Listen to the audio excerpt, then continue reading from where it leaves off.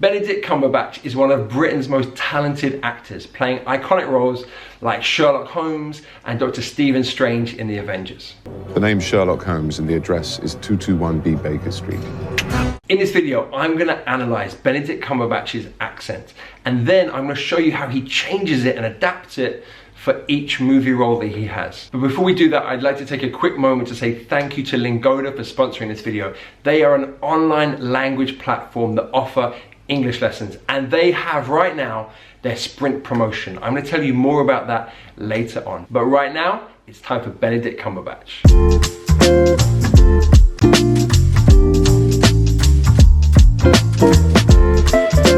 Cumberbatch was born in West London and speaks with received pronunciation, or RP, as is also known. He went to Harrow School, which is a prestigious school in Britain, and then he attended LAMDA, which is one of the most renowned drama schools in London. Now, with that education, you would expect him maybe to speak with conservative RP, which is a kind of higher form, a more posh form of RP, but actually he speaks with contemporary RP, which is, as the name suggests, a more modern version and essentially a little less posh. Now, Benedict, every time you're on the show, we get so many messages and tweets and emails from your... Now, they're not Cumberbatches anymore. Or are they? They change name every time I'm on. Okay, what are they now? Cumbers. Cumbers? I don't know, I'm making it up, Graham. Yeah. Now, one of the distinguishing features of RP is that sound that you just heard on Cumberbatch. Cumberbatch. Now, that sound is present in received pronunciation and other Southern English accents. But in the north of England, that sound doesn't exist. It's an sound. So in the north of England, it would be Benedict Cumberbatch. Cumberbatch. Whereas in the south of England, Benedict Cumberbatch. Now, in American English, it's the same sound, that sound. And indeed, Cumberbatch uses that when he does American English accents, like this one. What's up? You finally come and see me in action? There are, however, many different sounds between British and American English. Here's one example. When you put on the Doctor Strange, do you call it a costume? Is it appropriate to say costume? I should think so. Yes. Yeah, definitely a costume. The first time, what happened when you put that on for the first time? Well, the first time was with, it was in a costume fitting. So we have the word costume there, but it's said in two different ways. Benedict Cumberbatch says costume. Costume. Jimmy Kimmel says costume. Costume. Now on the O, Benedict Cumberbatch says co. That sound is present in British English, but it doesn't exist in American English. It's replaced with an sound. So Jimmy Kimmel says costume. Costume. So it's in British English and in American English. When you put on the Doctor Strange, do you call it a costume? Is it appropriate to say costume? I should think so. Yes. Yeah, definitely a costume. We're going to look at some more examples later on. But I want to quickly look at the STU there. Benedict Cumberbatch says costume, whereas Jimmy Kimmel says costume, that tune there. And what we call this is yod dropping. In American English, that y sound, it disappears. When you've got a T before an U sound, it disappears. So it's costume. Whereas in British English, we have something called yod coalescence, where you have a T and a U sound, it combines and we have a kind of ch, so it's costume, rather than costume, it's costume. So yeah, we call that yod coalescence. And this exists in lots of other words. You've got student and student, you've got YouTube and YouTube, you've got opportunity and opportunity. So as you can hear there, in American English, that y sound, it disappears, it goes. Whereas in British English, we're keeping it and we're combining it with the sound that just came before. So you've got opportunity, YouTube, student. When you put on the Doctor Strange, do you call it a costume? Is it appropriate to say costume? I should think so. Yes. Yeah, definitely a costume. Now the y sound, or yod dropping as we call it, does exist in other words. Let's have another example. I was news for a millisecond in this cafe and I just sat down and handed Arnold Palmer. So here Cumberbatch says news, news. There's the y sound in there. Whereas in American English, it would be news, news. That y sound is gone, news. So news and news. I was news for a millisecond in this cafe and I just sat down and handed Arnold Palmer. All right, let's go back to that oh sound. And let's hear Benedict Cumberbatch do it in an American English accent.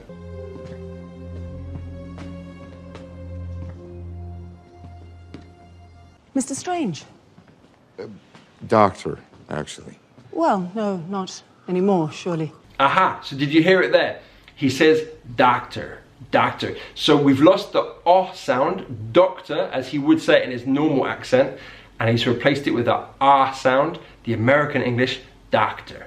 Let's hear another example. I know how to reorient the spirit to better heal the body. The spirit to heal the body. Body, not body, body. So that's his American English. Let's go back to his normal British English accent. Okay, are you in the next Star Trek? No comment. Okay. Are you in the news? What's a cheese? Wow. Are you in the new Star Wars movie? No comment. So here we are, no comment. He suddenly sounds very British, doesn't he, compared to what we just heard. No comment. That oh sound again. The name's Sherlock Holmes and the address is 221B Baker Street. I just want to take a quick moment to talk to you guys about Lingoda. Now, life is a little different for all of us right now, with many of us unable to live our normal lives. Work has changed, socializing has changed, and learning has changed too. And that's why more than ever, I'm proud to be partnering with Lingoda, an online language school that provides solutions in times like this. Now they're back with their summer language sprint promotion that's gonna enable so many of you guys to continue on your English language journey. And why should you be excited about that? Well, you could get 100% cashback on your course fees, 100%. That's amazing. So how does it work? Well, it starts on the 1st of July, 2020. And for the Super Sprint, you have to do 30 lessons every month for 3 months. And if you can complete all of that, then you get 100% cashback on your course fees.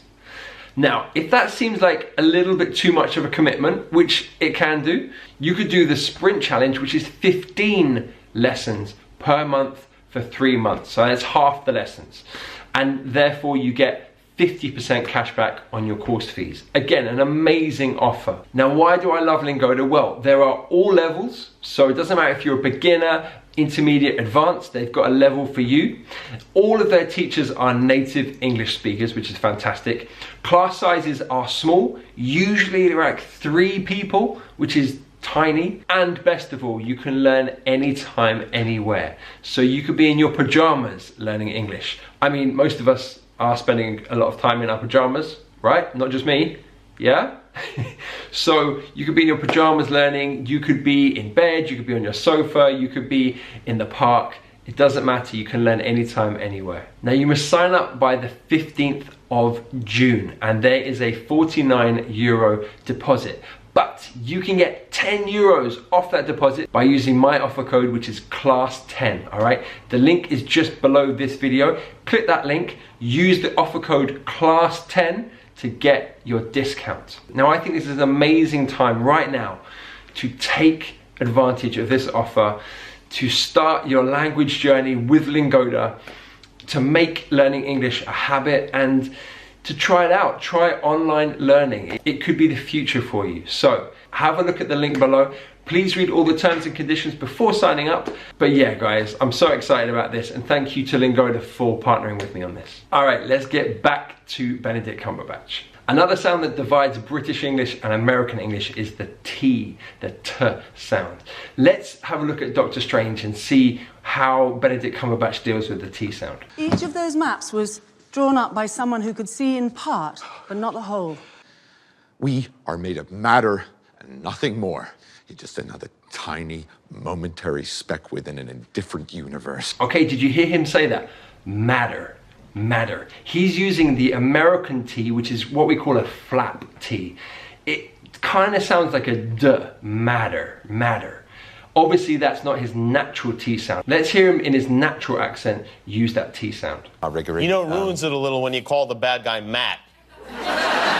Mads. Oh, Mads. I mean, his name is Mad with an S. It's not a bad name for an actor playing a bad guy. Okay, sorry, I misunderstood. Now it's Mads better. just got mad. Yeah, it's got a lot better than Mad. Did you hear there? Now, Jimmy Kimmel says better with that American English flap T. But Benedict Cumberbatch mirrors that sound. He actually says better as well. Okay, sorry, I misunderstood. Now it's Mads better. just got mad. Yeah, it's got a lot better than Mad. That's very common in spoken English, is that we often kind of mirror the person that we're speaking to, maybe in terms of our body language, but also in our accent as well. I know for me, sometimes if I'm speaking to someone with a very strong accent, I might pick up certain inflections and pronunciation features that they use.